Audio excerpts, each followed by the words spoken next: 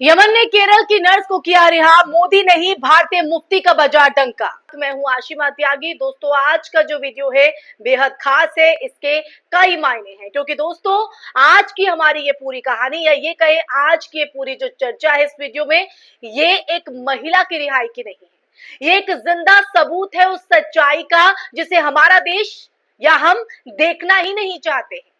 ये एक आईना है उस समाज के लिए जो मुसलमानों के नाम पर, जी हाँ, मुस्लिमों के नाम पर नफरत की दुकान चला रहा है। जब यमन में एक हिंदू भारतीय महिला, केरल की नर्स निमिषा मुरलीदास मौत की सजा झेल रही थी, तब उसे ना तो किसी बीजेपी सांसद ने बचाया, ना किसी संघी मंत्री ने, और ना ही टीवी चैनल के मुस्कुराते हुए एंकर्स ने। उसके लिए देशभक्ति ही दुहाई दी, देशभक्ति की दुहाई दी, बल्कि उसके लिए आगे आया एक भारतीय मुसलमान मुफ्ती, भारतीय ग्रैंड मुफ्ती, जिन्होंने न सिर्फ उसकी फांसी की सजा रुकवाई, बल्कि महीनों की बातचीत और अंतरराष्ट्रीय स्तर पर, जी हां, अंतरराष्ट्रीय स्तर की कोशिशों के बावजूद उसकी रिहाई भी सुनिश्चित की। चर्चा में हम आगे बढ़े उससे पहले आप लोगों से हमेशा की तरह गुजारिश, अपील की इंसाफ की आवाज को बुलंद करने के लिए और सच्ची पत्रकारिता के लिए हमारा सहयोग करें।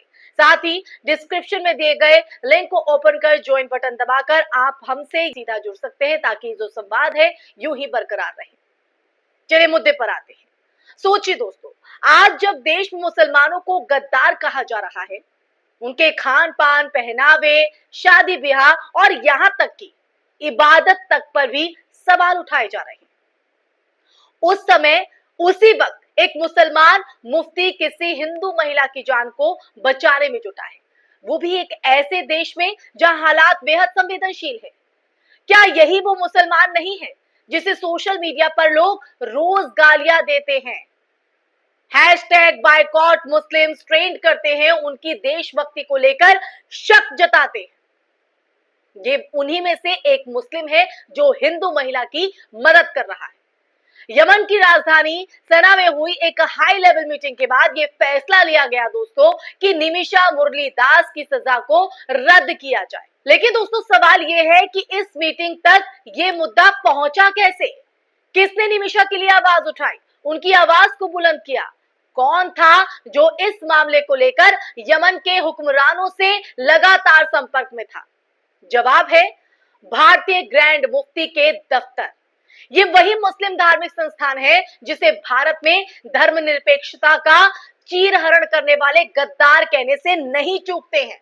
जी हां, नहीं चूकते हैं। लेकिन वो एक हिंदू महिला के लिए आगे आते हैं। क्या आप ये जानते हैं कि इस पूरे प्रयास में, इस पूरी कोशिश में कूटनीतिक चैनलों के बजाय धार्मिक चैनल ज्यादा प्रभावी रहे? मुफ्ती साहब के नेतृत्व में जो डेलीगेशन यमन सरकार से बात कर रहा था, उसे यहाँ धार्मिक सम्मान और विश्वास मिला, और जब धार्मिक बातचीत की भाषा में संवाद हुआ तो राजनीतिक रुकावटें भी दूर हो गई। ये सब तब हुआ दोस्तों जब भारत सरकार की तरफ से कोई बड़ा राजनीतिक हस्तक्षेप नजर नहीं आया। प्रधानमंत्री मोदी, जो विदेश यात्राओं और एनआरआई समागमों में भाषण देने के लिए जाने जाते हैं, उन्होंने इस केस पर एक शब्द तक नहीं बोला, एक शब्द तक। आप समझ रहे हैं? और सबसे बड़ी बात तो यहाँ पर यह है दोस्तों कि एक और दिलचस्प बात सामने आती है।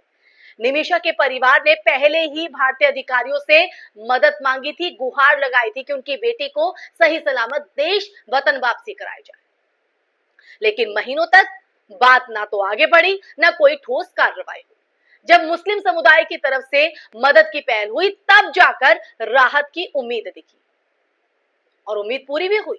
सोशल मीडिया पर कई लोग आज इस रिहाई का क्रेडिट मोदी सरकार को देना चाहते हैं, लेकिन सच ये है दोस्तों, ये सच है कि इस पूरे घटनाक्रम में भारतीय ग्रैंड मुफ्ती का कार्यालय फ्रंट लाइन पर था। इसलिए आज हम इस विषय पर बात कर रहे हैं। उन्होंने धार्मिक कूटनीति के जरिए वो किया जो राजनीतिक संस्थाएं नहीं कर सकी, आगे नहीं आई। अब चलिए भारत की जमीनी हकीकत पर भी एक नजर डालते हैं। सोचिए, अगर यही मुफ्ती साहब भारत में कहीं किसी सोशल मीडिया पोस्ट पर कुछ कह देते, तो अगर कह देते या कुछ पोस्ट करते तो उन्हें कट्टरपंथी इस्लामिक जिहादी कहने में एक सेकंड तक नहीं लगता, एक सेकंड तक नहीं लगता। उनके भाषणों को एडिट करके कहीं ना कहीं सोशल मीडिया पर फैलाया जाता, उन्हें देशद्रोही बताकर ट्रोल कर दिया जाता। लेकिन जब वही मुफ्ती किसी हिंदू महिला की जान बचाने के लिए आगे आते हैं, महीनों तक मेहनत करते हैं, तब एक भी राष्ट्रीय टीवी चैनल उन्हें राष्ट्र सेवक नहीं कह रहा है। ये जो दोहरा मापदंड है, ये क्या दर्शाता है दोस्तों? जो आज के भारत में मुसलमानों के खिलाफ फैले नफरत के जहर को उजागर करता है। दोहरा मापदंड मैं इसलिए हर वीडियो में कहती हूँ, क्या उन लोगों को अब कुछ नहीं कहना जो हर शुक्रवार को मुसलमानों की नमाज को साजिश कहते हैं, साजिश बताते हैं? क्या इबादत करना साजिश है? जो हर मंदिर के सामने जानबूझकर नमाज पढ़ने की अफवाह उड़ाते हैं, क्या वो अब ये कहेंगे कि एक मुसलमान ने हिंदू महिला को बचाया? कहेंगे? क्या अब उन्हें ये एहसास होगा कि धर्म के आधार पर देशभक्ति, जी हाँ, देशभक्ति और इंसानियत नहीं, बेटी जो है इंसानियत बटी जा सकती है और बट रही है? और अब ये पूरा क्रेडिट मोदी सरकार को दिया जा रहा है। अब जरा टीवी मीडिया की भूमिका पर भी एक बात करते हैं। अर्नब गोस्वामी से लेकर अमीश देवगन तक उन तमाम एंकर्स ने इस खबर पर कोई डिबेट नहीं की। बड़े बड़े चैनल्स हैं ये।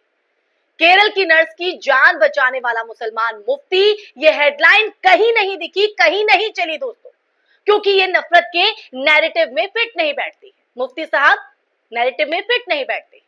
टीआरपी नहीं आएगी, दर्शक बोर हो जाएंगे, नफरत बिकती है, मोहब्बत नहीं। और यही भारत के मीडिया का सबसे बड़ा दुर्भाग्य बन चुका है दोस्तों, कि वो हकीकत नहीं दिखाती है, वो टीआरपी वाली चीजों को दिखाती है। ऐसे में दोस्तों वक्त आ गया है कि हमें यह पहचानना होगा कि असली राष्ट्रवादी आखिर है कौन? वो जो धार्मिक टोपी पहनकर किसी की जान बचाए, या वो जो भगवा गमछा डालकर भीड़ से किसी को मरवा दे? ये देश गांधी और अब्दुल कलाम का देश है, गोडसे और अनजान सिंह का नहीं है दोस्तों। जो मुसलमान हर दिन नफरत का शिकार हो रहे हैं, वो अपने काम से, अपने किरदार से, अपने आचरण से बार बार ये साबित कर रहे हैं कि वो इसी देश के वफादार नागरिक हैं, जो मुफ्ती साहब ने किया है। एक केरल की नर्स जो हिंदू महिला है, और ऐसे हर एक इंसान को सलाम है जो बिना धर्म देखे इंसानियत की सेवा करता है दोस्तों। आज निमिषा मुरलीदास अपने परिवार के पास सुरक्षित है, किसी बीजेपी नेता की वजह से नहीं, किसी सरकारी मंत्री की वजह से नहीं, सत्ताधारियों की वजह से नहीं, बल्कि एक भारतीय मुसलमान नागरिक मुफ्ती साहब की वजह से है। और ये कहानी हमारे पूरे समाज को, हमारे लिए एक आईना है, दिखाती है ये आईना। तो दोस्तों अगली बार जब आप सोशल मीडिया पर मुसलमानों को लेकर कोई अफवाह देखें, कोई टिप्पणी अगर देखें, जब आप किसी धार्मिक टोपी पहने व्यक्ति को देखकर शक करें, तो एक बार इस कहानी को याद करिएगा, जिसका जिक्र आज इस वीडियो में देश लाइव कर रहा है, और खुद से पूछेगा, सवाल कीजिएगा कि अगर मैं यमन में होता तो मौत मेरी गर्दन पर होती, तो क्या मैं भी इंसानियत की उम्मीद किसी मुफ्ती से ही करता? ये सवाल इसलिए दोस्तों क्योंकि आज ये दोहरा मापदंड हम देश में देख रहे हैं, क्योंकि यही असल भारत है जो नफरत में नहीं, मोहब्बत में जिंदा है दोस्तों। और अंत में मैं यही कहना चाहूंगी, धर्म से ऊपर होती है इंसानियत, और अगर भारत को बचाना है तो पहले इंसानियत को जिंदा रखना होगा, और इसमें अहम भूमिका देश का हर नागरिक, आप और हम निभा सकते हैं दोस्तों। बारी आपकी है, जो मैं हमेशा हर वीडियो में आपको कहती हूँ। तो अगर आपको ये वीडियो पसंद आई हो, मेरी बात से आप इत्तेफाक रखते हैं, सहमत हैं, असहमत हैं, आपकी दोनों ही राय हमारे लिए बहुत महत्वपूर्ण है इस वीडियो में। आप इस वीडियो को ज्यादा से ज्यादा शेयर कीजिएगा, हमारे चैनल को सब्सक्राइब कीजिएगा, और अपनी राय कमेंट बॉक्स में जरूर कमेंट करके बताइएगा दोस्तों, क्योंकि आपकी राय हमारे लिए महत्वपूर्ण हो जाती है। इसी के साथ इस वीडियो में फिलहाल के लिए बस इतना ही। फिर हाजिर होंगे एक नए विषय के साथ, तब तक के लिए अपना ख्याल रखिए।